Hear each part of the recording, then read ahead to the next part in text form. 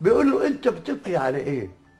ابنك انتهى وخلاص، كتر البكا هيرجعه تاني. بيقوم الأرجوز بيقول له ايه؟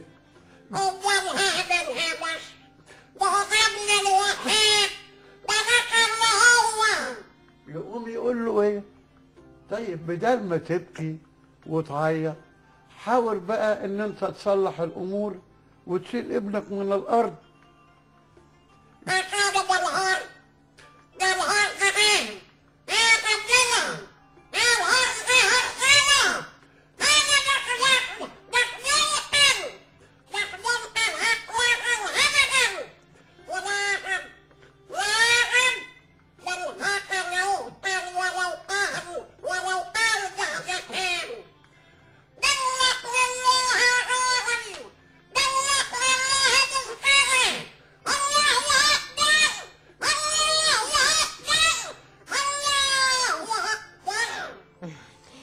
دكتور نبيل، انت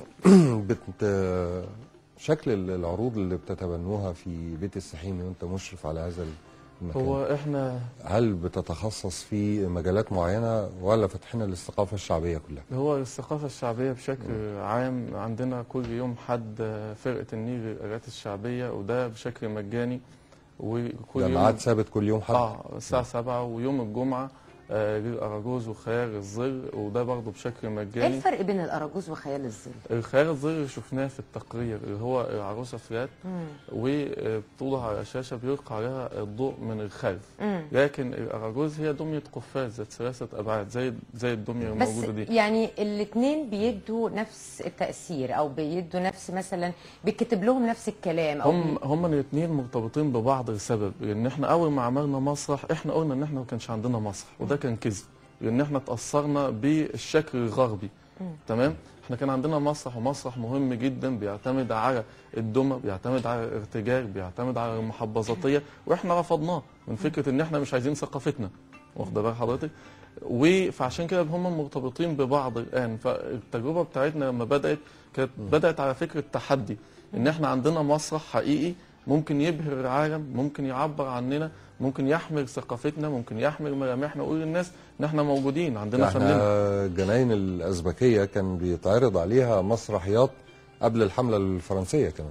بالظبط قبل الحمله الفرنسيه، وقبل كده، وقبل الحمله الفرنسيه ما تيجي، كان اللاعبين الفطريين الشعبيين بيؤدوا مسرحيات. في مسرحيه اسمها مسرحيه عوض، والفلاح عوض، كانت بتؤدى من مجموعه من الفرق المتجوره.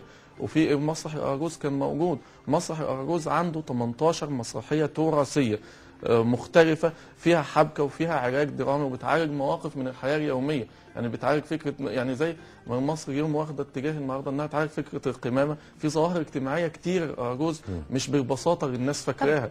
يعني دكتور، أنا عايز أسأل حضرتك سؤال، يعني إيه اللي ينقصنا إن إحنا نرجع هذه الثقافة الشعبية زي ما كان ليها دور مهم جدا في المجتمع؟ بص، أنا هقول لك اللي ينقصنا بصراحة، ورزقنا على الله. تمام؟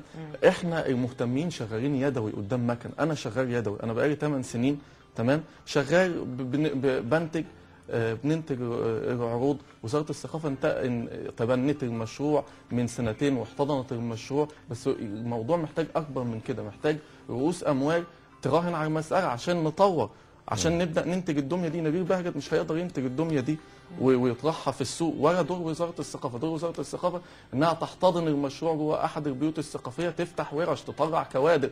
لكن فين وزاره الاعلام؟ فين وزاره الاستثمار؟ يعني ده دور وزاره الثقافه، وده دور اصيل لهذه الوزاره المسؤوله عن نشر الثقافه المصريه. وهي قامت بيه، هي احتضنت العروض داخل بيت السحيمي، افردت ورش لتعليم الشباب وعروض مجانيه للناس، احتضنت عم صابر المصري وكرمته امبارح. لكن في ادوار اخرى للاعبين اخرين، يعني وزاره الاستثمار. يعني وزاره الثقافه ومصر كلها بتكرم عم صابر، وبنشكره شكرا جزيلا على كل المجهودات اللي قام بيها على مدى نصف قرن رحلته مع الدمى وفنه الجميل الاصيل.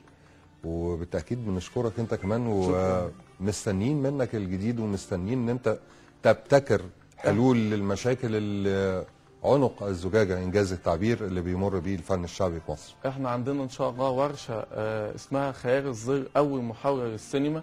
هي مجانيه من يوم 5، هتبدا على هامش مهرجان سينما الاطفال. ان شاء الله مسافرين تونس يوم 15 نمثل مصر باحد العروض، ومسافرين تركيا بعد انتوا كده. شغالين كويس اهو يا دكتور احنا نبيل. شغالين كويس بسم الله ما شاء الله يعني. لا احنا شغالين كويس جدا يعني، طيب. بس احنا محتاجين انتشار اكتر بحيث ان الدميه دي تخش كل بيت، وبحيث ان احنا شاء يبقى الله. عندنا إن شاء مسرح الله. في كل بيت. مع عصر الكمبيوتر هنحاول يعني، اكيد في محاولات ان احنا ندخل هذه الدمى الى كل بيت مصري. اهلا بيك يا دكتور أهلاً نبيل، بيك. شرفتنا. عم صابر نورتنا النهارده في الله صباح يكرمك الخير. يا ست الكل. مشاهدينا الكرام، ما زالت فقرات صباح الخير متواليه معكم، ولكن الان مع استوديو الاخبار واخر الاخبار التي وردت الى ديسك الاخبار مع ايهاب صلاح.